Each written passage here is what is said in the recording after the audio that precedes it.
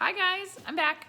So today I have a very special book to read for you. It was my favorite book growing up, and it was one of Dominic and Frankie's favorite books, and it taught me about the city. I grew up in a very small town and didn't get to go to the city at all, but always loved it. And this one was about Boston, which ends up being the city where Dominic lives now and goes to college. And when they talk about the Boston Common and the Public Garden, it's where he goes to hang out and read and enjoy a beautiful day sometimes.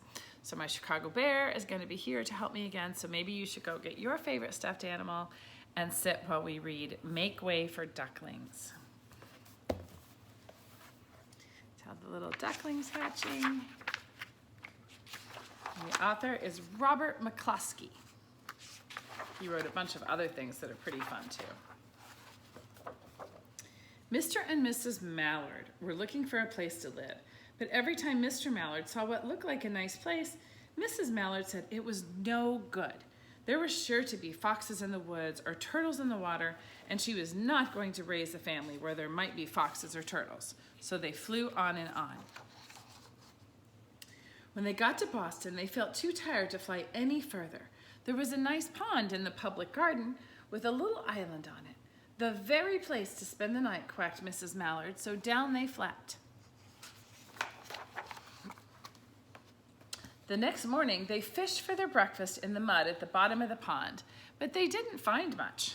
This guy's gonna scoot over. But see him ducking down inside looking and fishing? And all the people sitting around and all the big buildings of Boston. Just as they were getting ready to start on their way, a strange, enormous bird came by. It was pushing a boat full of people, and there was a man sitting on its back. "Good morning," quacked Mr. Mallard, being polite. The big bird was too proud to answer, but the people on the boat threw peanuts into the water, so the Mallards followed them all the way around the pond and got another breakfast better than the first. See them sitting on the swan boat? So there are these boats in the public garden in Boston that are swans. Then they're still there. "I like this place," said Mrs. Mallard as they climbed out onto the bank and waddled along. "Why don't we build a nest and raise our ducklings right in the pond? There are no foxes and no turtles, and the people feed us peanuts. What could be better?" "Good," said Mr. Mallard, delighted that at last Mrs. Mallard had found a place that suited her. But, "Look out!" squawked Mrs. Mallard, all a dither. "You'll get run over." And when she got her breath, she added, "This place is not for babies. Not with all those horrid things rushing about. We'll have to look somewhere else." Very rude boy, right? So they flew over Beacon Hill and round the State House, but there was no place there.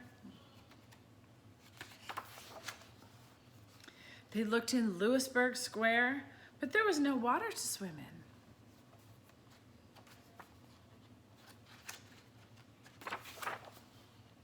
Then they flew over the Charles River.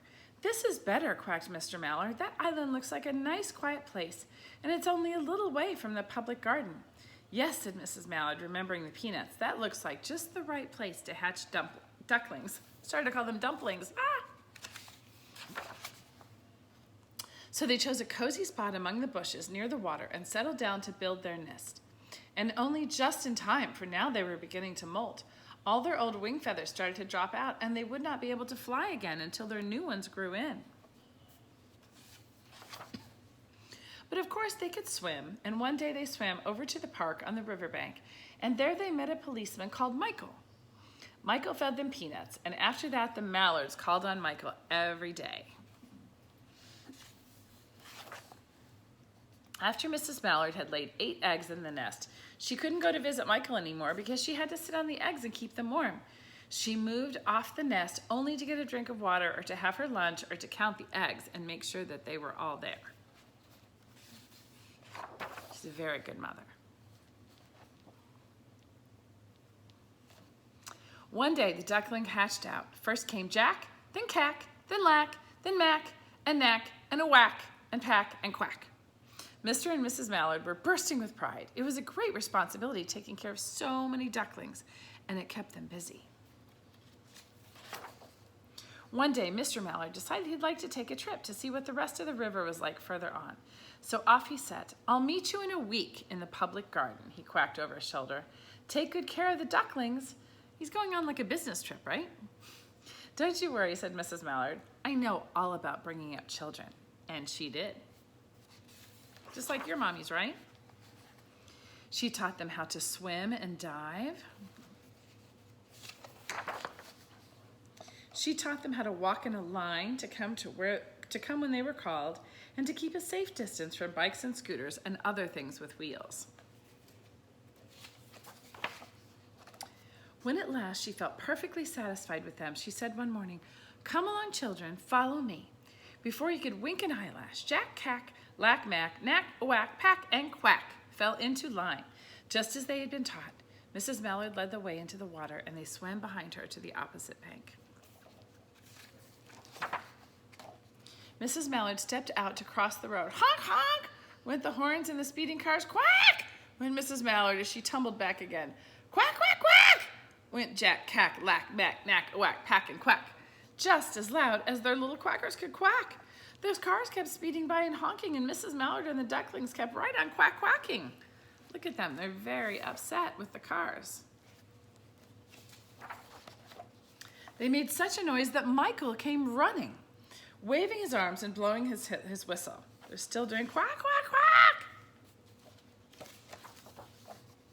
He placed himself at the center of the road, raised one hand to stop the traffic, and beckoned with the other, the way the policemen do, for Mrs. Mallard to cross over. Look how cute they are. As soon as Mrs. Mallard said the ducklings were safe on the other side and on their way down to Mount Vernon Street, Michael rushed back to his police booth. He called Clancy at headquarters and says, "There's a family of ducks walking down the street," Clancy said.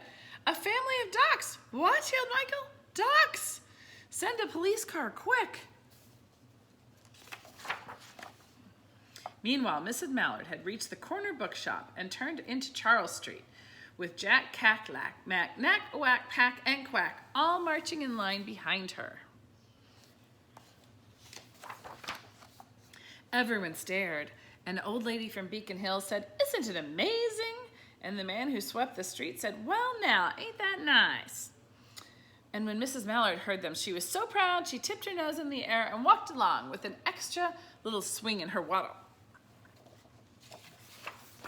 Called sass, right?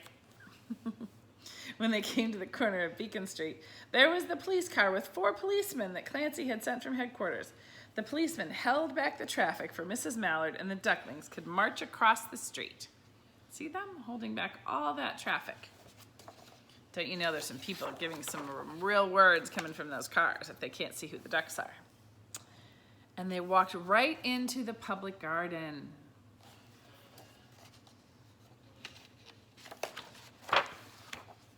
When they reached the pond and swam to the little island, there was Mr. Mallard waiting for them just as he had promised.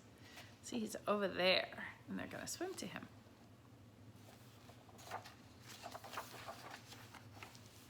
The ducklings liked the new island so much that they decided to live there. All day long, they could follow the swan boats and eat peanuts.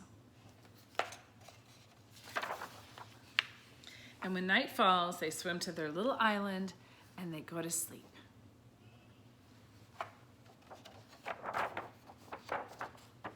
So what was the policeman doing? He was making way for ducklings. So that was one of my favorite books. I hope you liked it. I hope you like the ducklings, and I hope you go to Boston someday. Okay? I love you all. Bye.